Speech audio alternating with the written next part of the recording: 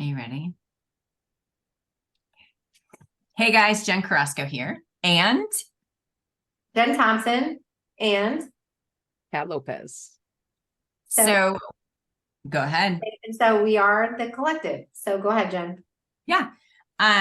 We actually just wanted to hop on here and do a quick video just to introduce ourselves, but also to introduce the collective and our creation. So when we all get together and we talk a lot about our relationships, right? Our personal relationships, our money relationships, our business relationships.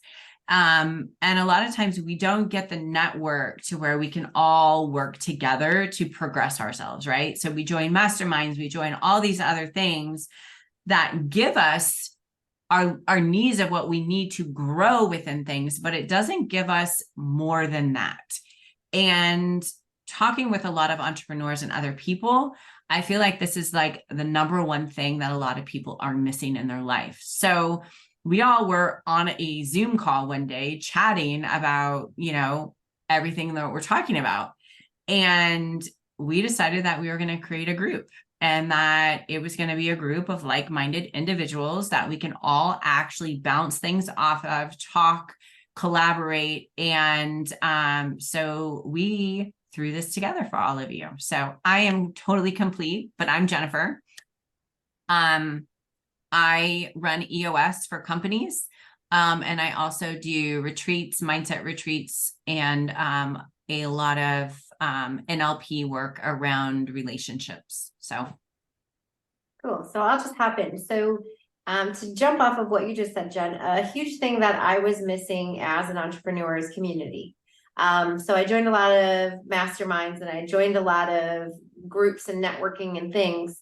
And what I found was a lot of pitching and a lot of grind mentality, and it just didn't fit right. I did meet a lot of amazing people, including these two ladies in my journey and a bunch of other people, but I've always felt like something was missing, that deeper community of like-minded individuals like we are, where you could talk about not just how much money you're making and how hard you try in your business, but also about your personal struggles, your journey on a growth personally as well, and things like that. So you could kind of have both conversations, which is here's where I'm at as a human, not here's where I'm at as a business person, and really talk about that growth and that change in your life, and have other people who can say, yeah, me too, or oh, this is what I found, or here's what I'm growing through. And so we decided collectively to build out this group. So here we are, and we're building this community, and you've probably seen some invites and some posts, and a lot of the posts were asking questions, not because we're clickbaiting, but because we really want to know what you guys want to talk about. And so when we're asking these questions, we're really just looking for feedback as what can we talk about? What can we help you with? What can we help you grow through? Because that's what we want the collective to be about.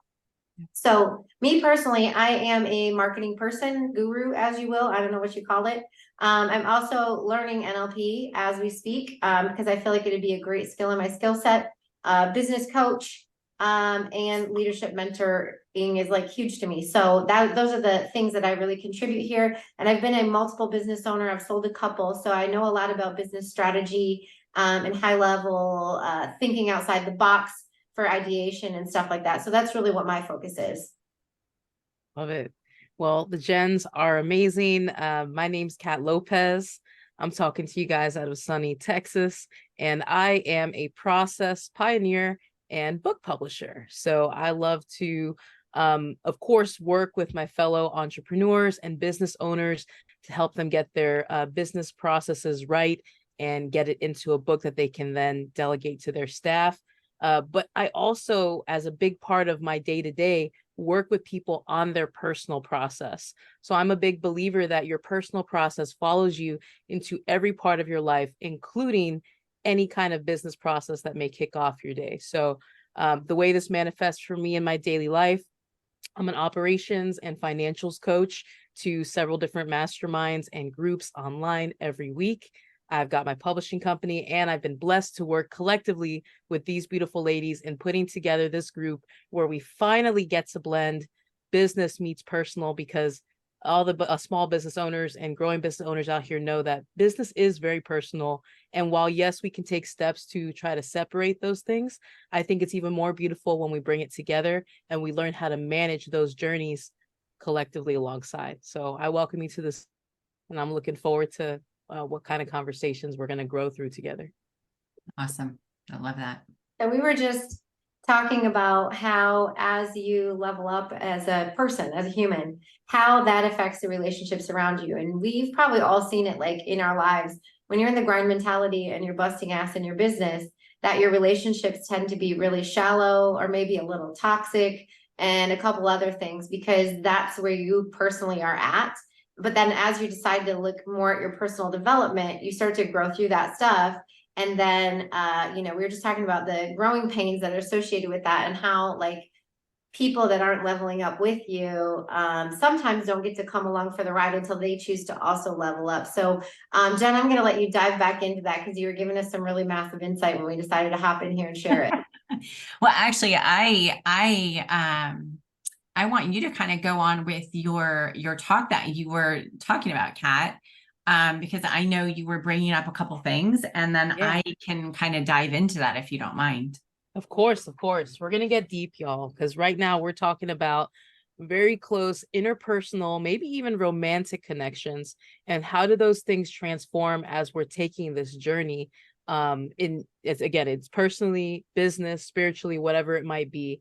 And I was just sharing with these ladies how, throughout my spiritual journey, which has been intimately tied to my business journey, it's actually why I even got into entrepreneurship in the last 4 years.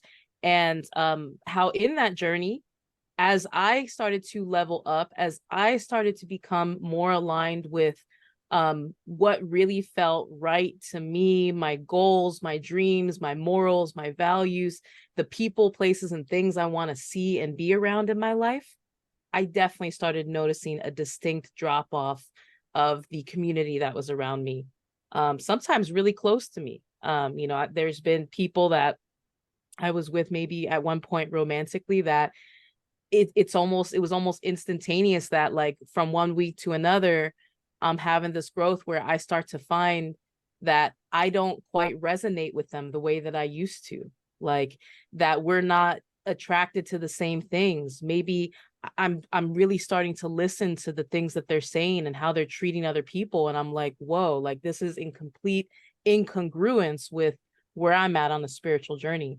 And yeah, my experience, and I'd love to hear your thoughts on this, Jen, is that it has affected me and the people closest to me. So that's lovers, ex-best friends, sometimes even family members. I hate to say it, but it's true. What has your journey been like? Yeah, but you're absolutely right. So the thing is that it's what's congruent for you. Okay. So everybody is a different person between every 3 to 5 years. Okay. And I hope that everybody changes every 3 to 5 years, because if we're not doing our internal growth and our growth to expand. So as human beings, we are driven. We are here to expand our learning, expand our knowledge, to grow, right? That's how we get our understandings in life. That's whether in business. So for instance, say I start a business. Well, I'm going to get growing pains growing that company, right? And if it comes to a certain point to where I feel stuck and I can't push past the ceiling, as you call it, I'm not doing my growth that I need to do to expand my knowledge, right? And that happens in relationships, personal, business, whatever it may be, and even happens with money, right? Is because we get stuck at a certain point. And the biggest thing is to actually sit and reevaluate your values, because when people don't align with you anymore, it's actually because your values shifted as a person. Right? So when our values shift as a person and we step into the greater of who we are, and we set these boundaries and everything else because we have grown, the people that haven't grown will start to fall away or shift off, right? And that could even be vice versa. say you're in a relationship and somebody else is doing their personal work or their personal growth, or even in business, if I'm not doing it, I'm going to fall off because I'm not going to align with that person anymore, right? So the biggest thing within companies, the biggest thing within personal relationships is being a leader is giving back to your people and having them do their growth as well. Because if you can get that and you can have them start leveling up with you, that is like dramatic for a company. That will up level your whole company, right? It's the same thing with personal relationships. So it's about saying, okay, I'm this person, I'm growing into this new being of a human. If you're going to come along the journey with me, I need you to start doing your work. And what is awesome is that the fact of you can get to a point in your life to where you are congruent with somebody else and say, I love you and I love me enough. And I know that we're not congruent and we're not on the same path, but I'm going to love you through what your journey is to better yourself, even if I'm not with you, or even if you're not in my company, whatever it may be, right? And that right there is like really the co-creation of sitting within yourself. It's like full ecology. You know what I mean? And so with creating this group, I know that we all talked about it, and it's like true ecology for everything is being congruent with every aspect of your life, right? And that is missing from a lot of platforms. And so it's okay, if we can combine this all together and help each other out collectively, and hence that's why we came up with the name So Easy, we can all rise. We can all set our values at a higher level and expand to that level, right? Does that make sense? Yeah, I wanna rewind a little bit, because something you brought up, but kind of quickly, was shifting boundaries. And that's a key thing to part of this growth, is it not? It's like, it isn't just that you outgrow people or that they outgrow you. It's that your boundaries move. And when your boundaries move, your relationship changes. Because before, maybe you had no boundaries and you just let them do whatever, or you did whatever because there were no boundaries in existence. And as you grow, you start to, find your worth and find yourself. And then you start establishing these boundaries and placing them firmly in the ground and saying, this is my boundary and I mean it. And that changes your relationship. And that's how some of this growth occurs.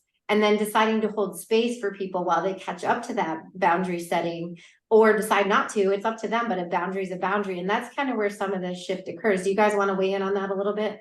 So the biggest thing that I see with a lot of entrepreneurs is they say, okay, well, I'm going to set this boundary. And they think like it's like this big wall boundary. This is my boundary. But the thing is that it's not that harsh.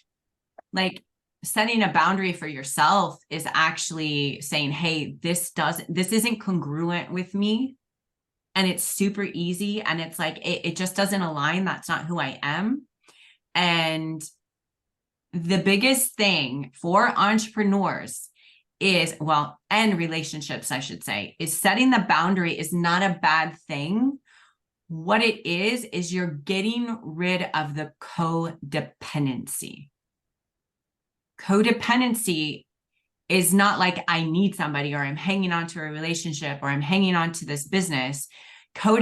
Getting rid of codependency is the fact that I don't need you or to do what I say, or I'm not going to do things for you to like me because I'm congruent with myself. Does that make sense? Yeah. Love it. Love it.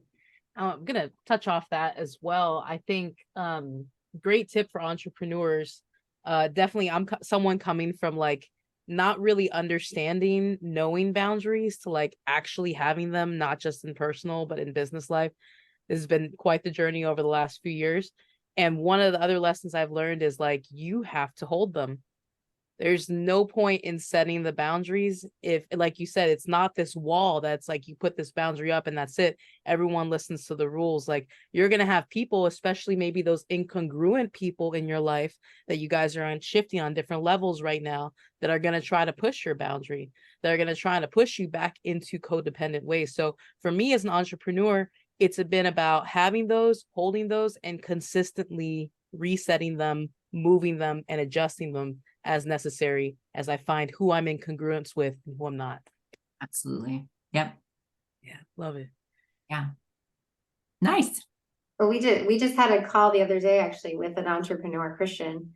And that's exactly what we talked to him about, was like establishing boundaries and not living in fear of loss. And I think I actually just spoke to him today, and it changed his life. And we just talked to him a couple days ago. It wasn't that long ago.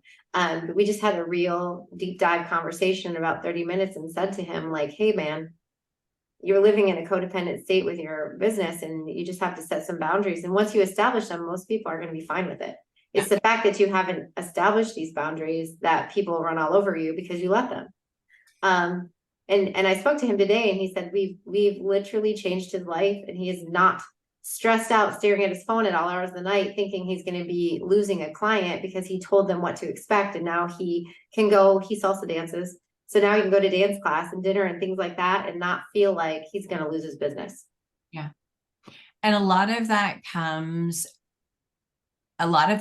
from our childhood. So I know that you hear people say all the time, oh, that comes from your childhood. And then I know it gets like aggravating, like, okay, drama from when I was little.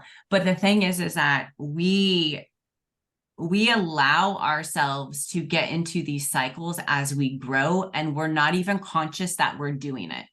So when, like with that call, it was the fact of going in and saying, hey, did this happen when you were this age? And it was like, oh, well, yeah, I do that. Okay. Well, it's because we've always done that cycle. And obviously that cycle hasn't worked for us because we're keep repeating it. But the thing is that he wasn't consciously aware of making that cycle, right? So how are we going to be aware of something if we are unconscious about it? Right? We can't. And so that's why when you are leveling up as an entrepreneur, or you're needing help in your relationships or whatever else it is, it's crucial to have those people that can call these things out. So then that way you're like, oh, I am doing that. And now you're aware of it. So then when something comes into your life, you can actually start to make changes. Right? 100%. Staying like present of you're about to get into a whole other topic here, Jen. You're staying present of the current and present moment, right? Where we don't get stuck in that formative upbringing. I personally don't think it's silly to think about, yeah, that was from your childhood. Like, what else would we expect, guys? Those are your formative years where you're learning how to react to the world. Yeah. So, and there's just nothing against anyone's parents or who they were around or whatever, but it's just the reality that we have to decondition the conditioning of what we were taught was normal in relationships, because all of our relationships are going to keep changing. They're going to have different dynamics, and they're just going to keep evolving as we get older, you know? Man, that's a really, and you just had a light bulb moment when you said that, which was like, literally, when we get back into those formative behaviors, we are not living in the present moment. And if we can find our way, which is what I'm excited about the collective, because we are all sharing our different ways of staying centered with the present moment. But if we as entrepreneurs can find a way to bring ourselves back here, that's really, to me, that's the key to making a lot of this work, is like remembering you're right here, right now, not 5 years old with mom or dad screaming that this is the way that it has to be, because it's not.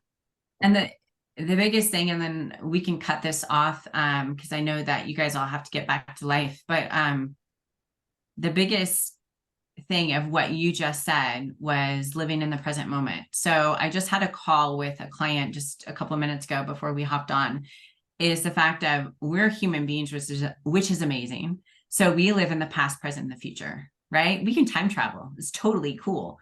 But the thing is that the only thing that we know of what's happening is actually of the now.